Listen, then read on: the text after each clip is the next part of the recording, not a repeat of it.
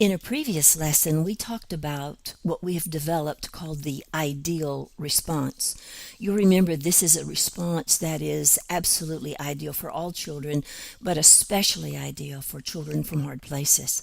Now, you'll remember that the I stands for that response would be immediate. So as quickly as possible, hopefully within seconds, a caregiver or adult would respond.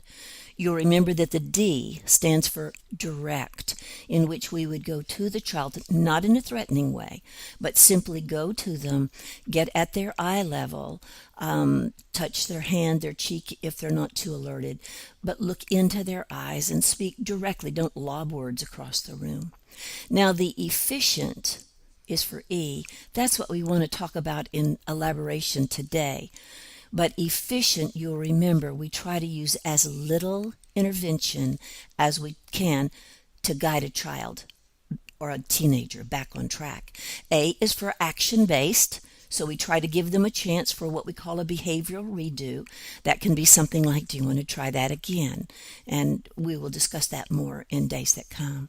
And then finally, and maybe most importantly, the L was for leveled at behavior, not at the child.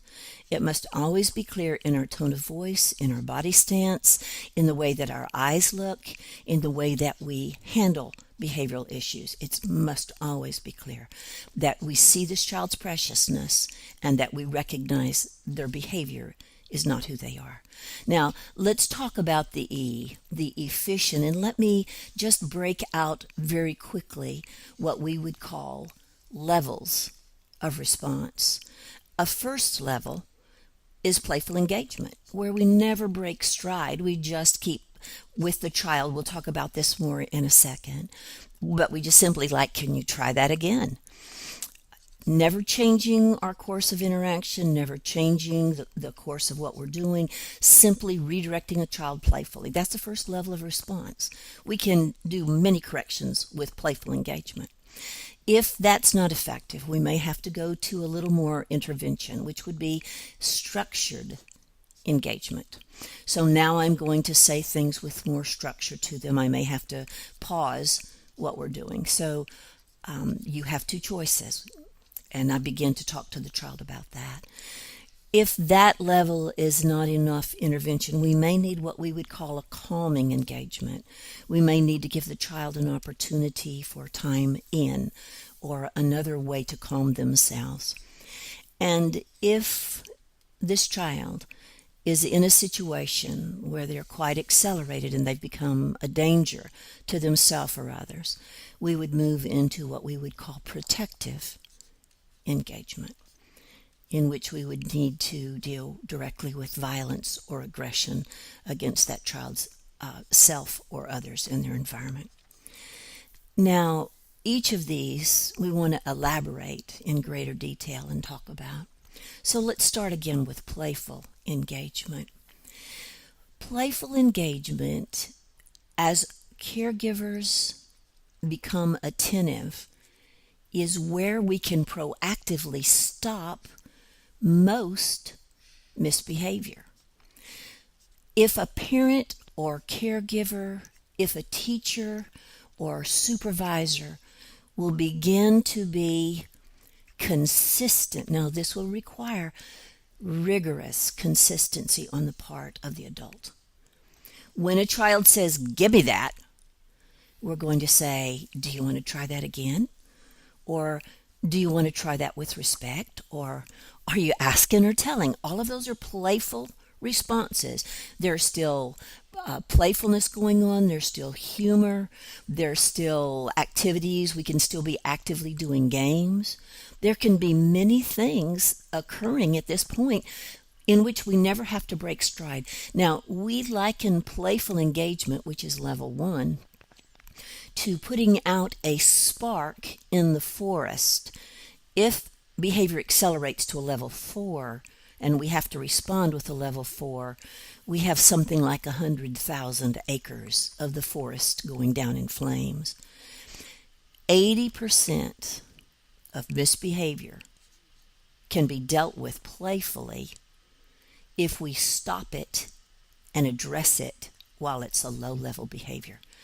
What you will find over time as you deal with playful engagement in the classroom, in the home, in the learning environment, church nursery, we've even taught these things in residential treatment centers and orphanage. In all of those environments, what we see is that if caregivers and adults are consistent about try it again, that soon the children interrupt their own intention rather than the adult having to interrupt their behavior. So playful engagement, firm foundation of relationship, and a firm foundation for dealing proactively with behaviors before they can spin out of control. Now, a second level, if a child is mouthy, for example, the child says something to you and it's mouthy and you say, do you want to try that again? And they say no. We would move into what we would call structured engagement. Now it's going to require a little more attention, a little more intervention. At this point, we might say, sweetheart, you've got two choices. Would you like to do this or would you like to do this? And we'll give them more boundaries. We're going to have to actually break stride a little with what we do here, where playful engagement just goes on in the context of the game or on in the context of the play or in context of learning or whatever we're doing. This is going to require for us to stop what we're doing now. Again, caregivers need to be proactive in stopping and doing what's needed. We would do choices here. We would say also, if we say you've got two choices, you can do this or you can do that, and they would say, well, okay, I'll do this. Then we might say, would you like a redo and try it again? We'll give a chance for a redo. We might also ask for a child if they'd like a compromise at this point. Say, sweetheart, if you're asking me for a compromise, you need to do it with good words. I am listening. Can you give me good words? But see, in every case, the goal is to get from where we are at whatever level. If we're 2, 3, or 4, we want to get back to playful interaction. So the goal is, as soon as this is over, that we're going to return from structured engagement back to our mode, which is just playful, moving on. Now, maybe for some children who are higher risk, that they may need a higher level of intervention, and we would do what we would call calming engagement. Now, with calming engagement, we're going to assume this child is having trouble regulating. We're going to assume that they need some assistance from us to regulate. Calming engagement may take the form of a time in. We do not send a child who's in trouble away. We bring them closer. We recognize that a child who's in trouble needs us to help them regulate. And so we're going to be that external modem for that child and help them regulate. It might be a time in. We've also served facilities with adolescents who will say to a child who typically has meltdowns ahead of time, proactively, why don't we set a place for you to go, and when you're overwhelmed and you think you're going to have an episode or a blow, you say to me, I need to go to the quiet place and I'll be back in a few minutes. And these adolescents would set up ahead of time a quiet place or where they could think about what they needed. And then they would come back to the adult and be able to have regulated themselves. So in each of these cases, it might even be a child is getting accelerated and we say, let's go get an ice cream cone and sit down in the kitchen and talk about this. Or let's go sit down and do a little bit of art together and talk about this. So essentially, we're assuming that a child who's accelerated into a third level of behavioral activity is going to need some help figuring out what they need and want. Finally, if a child is violent or aggressive and we've not been able to intervene at lower levels, we would move into what we call protective engagement.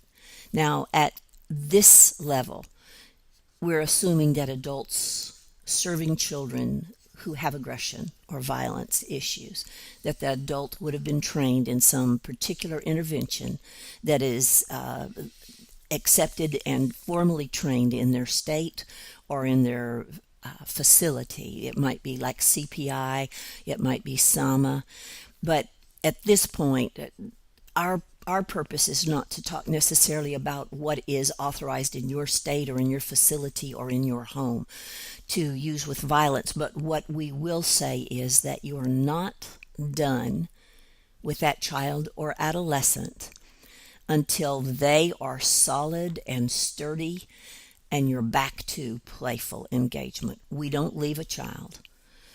If we're playful, we can break the episode in a swift way. We don't. If we go to structured engagement, we're not done until the child is back to playful engagement. If we have to go to calming engagement, we're not done until the child is back to playful engagement. And if we have to go to protective engagement, we're not done.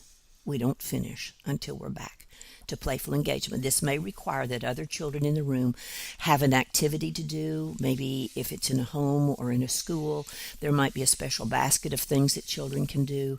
There may be special assignments, coloring assignments, writing assignments that can be set aside for a time when a caregiver has to deal with a child who's got into accelerated behavior. So we need to have a backup plan for the more accelerated behaviors. But notice two things about 4 levels. Each level is engagement. So we're never breaking our connection to this child. They know that we are there for them. And another feature of levels of response is that we're not done with any episode of any level until that child is sturdy and solid, and until we can move forward again together. These are levels of response that come out of our ideal response with the hope of being efficient.